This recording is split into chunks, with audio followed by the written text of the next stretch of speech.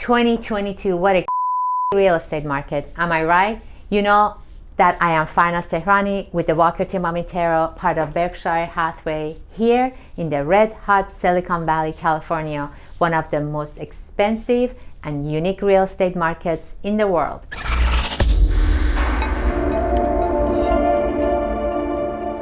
Now, let's use my psychic powers and consult my crystal ball to tell you exactly what is going to happen in 2023 in our local market.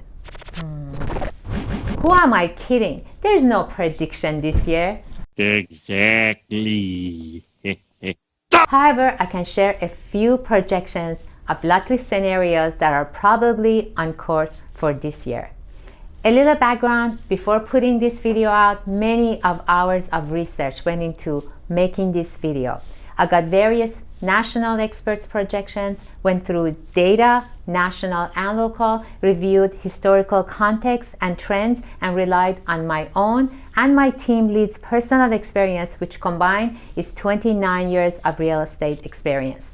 Here are the factors I'm really paying attention to: inflation, interest rates, unemployment, the stock market's reaction to all of the above, and of course, inventory, or more specifically, a lack of it.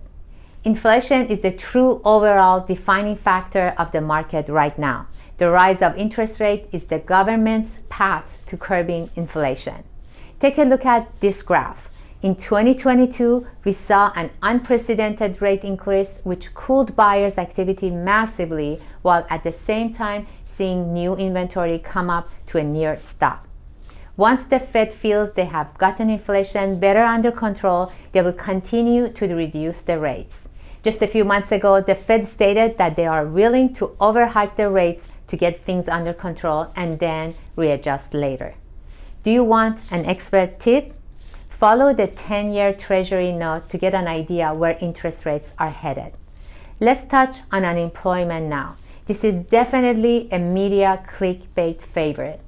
We've heard all the news surrounding this, and when it happens, employees become concerned. Something that is important to understand: the percentage of layoffs and how that impact most people purchasing homes currently is minimal and has little effect on the number of sales. The true impact will be centered around two things.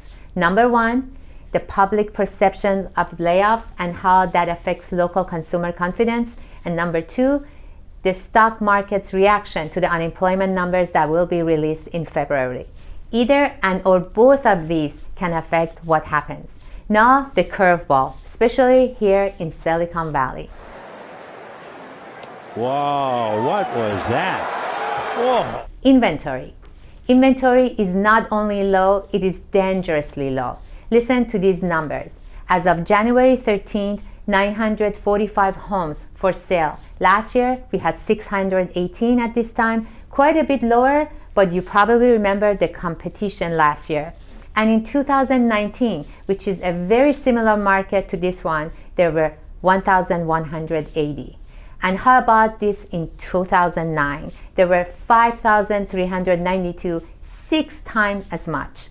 Supply and demand is a basic economy 101. So, where are we heading? Right now you can open them. We'll gaze into the crystal. What's this I see? A house with a picket fence. Let's start by dealing with the elephant in the room since the free fall that started April 30th last year. We have seen prices drop 17 to 21% throughout the Bay Area. Has the bleeding stopped, or will home prices drop further? As inflation gets under control, interest rates will start to lower, which will increase loan applications and buyer activity. It's already started.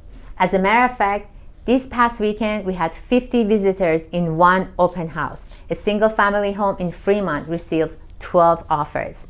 Here are the two scenarios I can see our market heading this year. Yeah, let's do it. I'm pumped. Scenario one, we don't get as strong as a grasp on inflation as we hope. Interest rates stay up and the stock market has a significantly negative reaction to the unemployment numbers and recession fear. This scenario causes a pause in the market in the first 2 quarters and negative consumer reaction, further slowing buyers' interest and sales. In this instance, prices stay stable with no appreciation and even some possible depreciation, but nothing significant. The nothing significant is due to the lack of actual sales because it doesn't provide a large enough number to cause a significant reduction in value, and homeowners with enough equity not having to sell unless they are experiencing a life event of some sort. Scenario number 2. This gets interesting. The Fed feels they have the grasp on inflation, they lower interest rates about 1% or so, and inventory remains low. On top of that, home buyers get used to the new norm of interest rates and continue to jump back into the market after the last year's third and fourth quarter pause. Most people that wanted to buy and didn't still want to buy.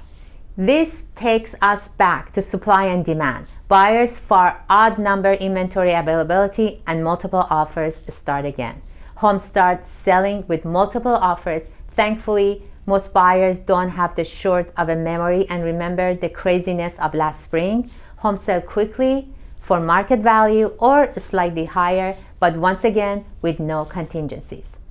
In this scenario, we start to see appreciation again, but you should expect it to be moderate. One thing to remember, if inventory stays dangerously low and buyers' interest continue to build, we could return to the hectic Silicon Valley pace.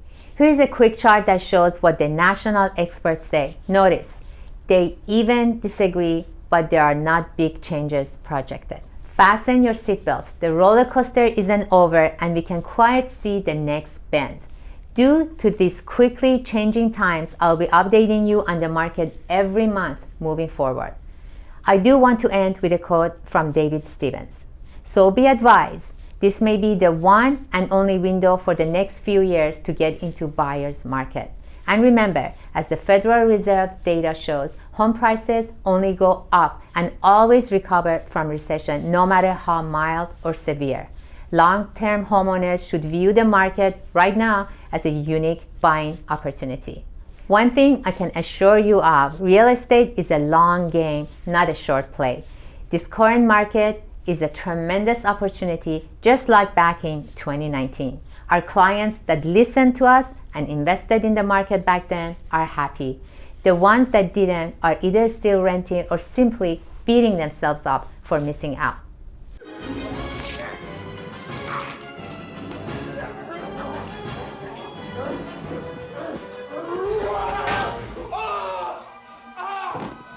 By the way, this is actually a normal market, so just relax and don't be that guy. As always, I am Farnaz with the Walker team of Intero, here to educate and navigate, not speculate and fabricate. If you want to work with an experienced, active, data-focused realtor, I'm just a text, call, or an email away. Thank you for listening to my market projection. Make 2023 your best year yet.